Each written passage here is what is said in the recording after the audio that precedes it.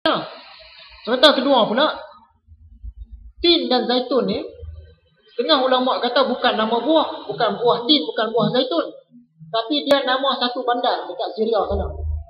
Ada bandar nama tin, ada bandar nama zaitun. Yang ni pun boleh jadi betul juga. Sebab apa? Yang ketiga dia sebut Bukit Sinai, nama tempat.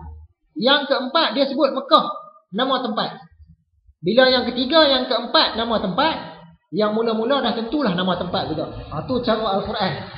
Jadi tin dengan zaitun ni dia lebih kepada nama tempat, bukan pasal pokok. Jadi tertolak juga cerita yang kata Buddha tadi sama dengan Nabi Zulkifli. Kemudian kita tengok cerita berdasarkan kisah-kisah tradisi agama Islam. Dalam agama Islam ni dia ada kisah mulut ke mulut. Tapi kisah ni dia taklah sahih.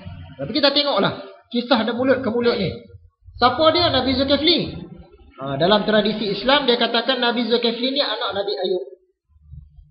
Bila Nabi Zulkifli anak Nabi Ayub, tak kenal lah dengan Buddha. Buddha tadi walaupun katakanlah dia seorang Nabi, tapi bapak dia bukan satu orang tokoh. Bapak dia raja. Tak kenal. Ada perbezaan. Nabi Zulkifli ni asalnya dia bukan raja, tapi kemudian dia jadi raja. Sebab apa? Raja di negeri itu kata, siapa sanggup jadi raja ganti tempat aku dengan syarat demikian. Siapa pun tak berani. Tiba-tiba Nabi Zulkifli kata saya sanggup.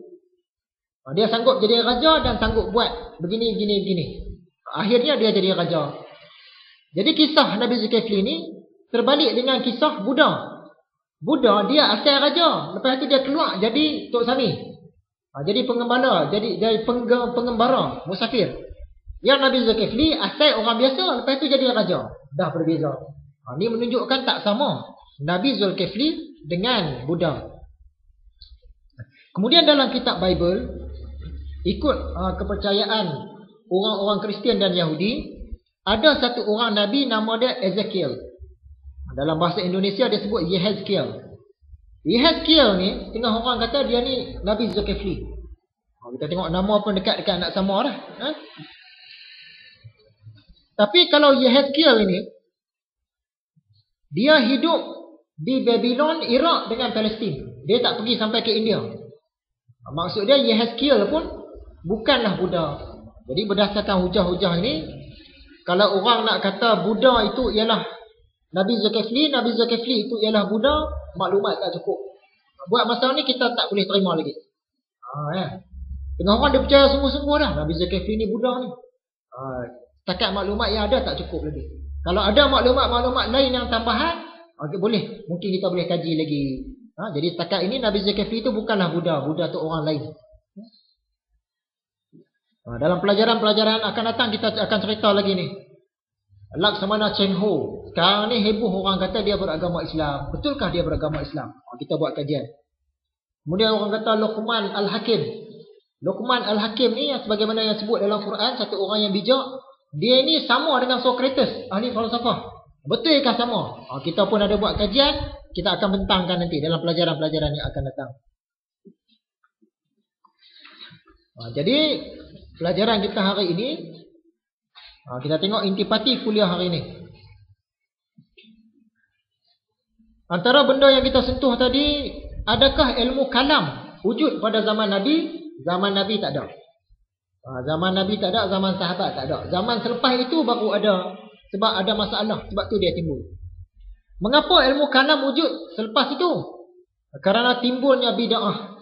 Benda-benda yang tak ada dalam agama, orang duk ada-adakan, orang bincangkan, orang pertikaikan.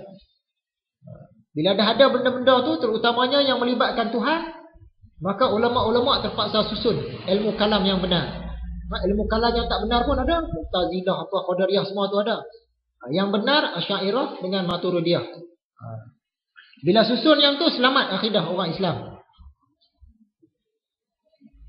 Seandainya bid'ah itu tak ada seperti zaman Nabi, apa akan terjadi pada ilmu kalam? Ilmu kalam ni orang tak perlukan. Macam contoh tadilah, orang nak pergi haji, kalau tak ada perompak, tak payah kita sewa pengawal peribadi. Disebabkan ada perompak lah kita sewa pengawal peribadi. Kalau tak ada ilmu kalam, Macam mana kita nak kenal dengan Allah Ta'ala? Nak kenal sifat-sifat dia, af'al dia, perlakuan dia? Kata Imam Ghazali, tak ada pun tak apa. Kenal dia melalui ilmu mukasyafah. Ya? Bahkan ilmu kalam ni silap-silap dia akan jadi pendinding daripada kenal Tuhan. Adakah para sahabat terkenal kerana ilmu kalam dan ilmu fiqh dan ilmu hadis dan lain-lain lah? Jawapan dia tidak. Para sahabat ni dia terkenal kerana ilmu jalan ke akhirat. Zaman sahabat mereka tak bincang pun pasal apa nak keluar fatwa banyak-banyak, nak cerita pasal ilmu kalam ni tak ada. Adakah Nabi Zulkifli dengan Buddha tu orang yang sama? Setakat maklumat yang kita ada tak sama. Mereka ni berbeza, dua orang yang berbeza. Tak boleh sama. Sekadar bunyi nama tu dekat-dekat dengan bunyi tempat kelahiran Buddha, dia tak cukup. Tak cukup. Dalam Quran pun tak kata macam tu. Lepas tu hujah-hujah yang lain tadi pun tak menunjukkan Buddha itu ialah Nabi Zulkifli ataupun Nabi Zulkifli itu adalah Buddha. Sekadar itu saja. Ada apa-apa persoalan? Ini banyak pasal akidah sebenarnya. Akidah. Yang pentingnya di sini kita jangan percaya kalau orang kata alam ni siap-siap dah ada lah. Itu satu, jangan percaya. Yang kedua, kalau orang kata Tuhan memang dia tahu banyak benda, tapi ada benda yang Tuhan tak tahu. Yang ni pun kita tak mahu terima. Yang ketiga, kalau orang kata lepas kita mati, kita bangkit di hari akhirat nanti, yang bangkit terus saja. Jasad kita tak ada lah. Yang tu pun tak boleh percaya apa je. Tiga benda ni yang Imam Ghazali tolak. Kemudian nak berubat dengan arak, yang tu pun tak boleh. Sebab arak dia bukan ubat. Wallahu a'lam.